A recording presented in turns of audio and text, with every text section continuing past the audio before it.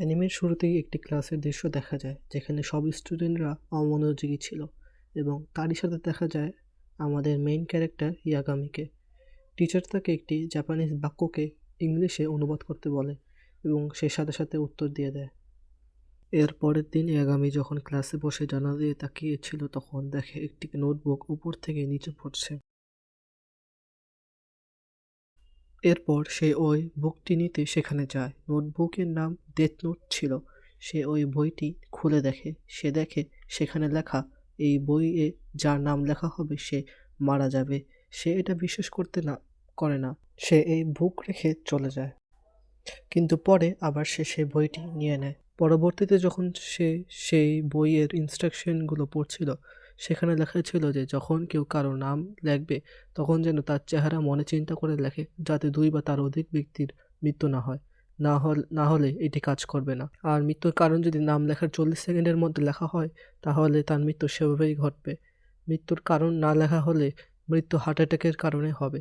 কারণ লেখার পর বাকি ইনফরমেশন আগামী ৬ মিনিট ৪০ সেকেন্ডে লিখতে হবে। সে এটা বিশ্বাস করে না কিন্তু ট্রাই করে। সে একজন অপরাধীকে মেরে ফেলে।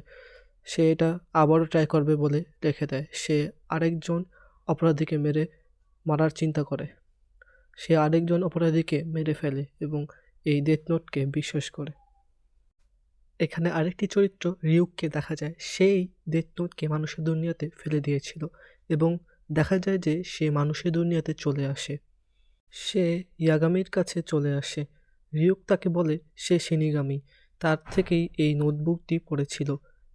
এখানে আমরা জানতে পারি শিনিগামি মানে গড অফ ডেথ। ইয়াগামি বলে সে তারই অপেক্ষা করছিল।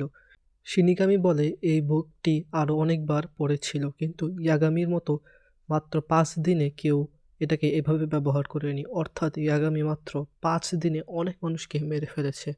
সবাই এটাকে পেয়ে ভয় পেয়েছিল। ইয়াগামি মনে করে শিনিগামি তাকে মেরে ফেলবে কিন্তু আমরা শিনিগামির মাধ্যমে জানতে পারি যে যখন এই বই মানুষের দুনিয়াতে আসে তখন তা মানুষের দুনিয়া হয়ে যায়।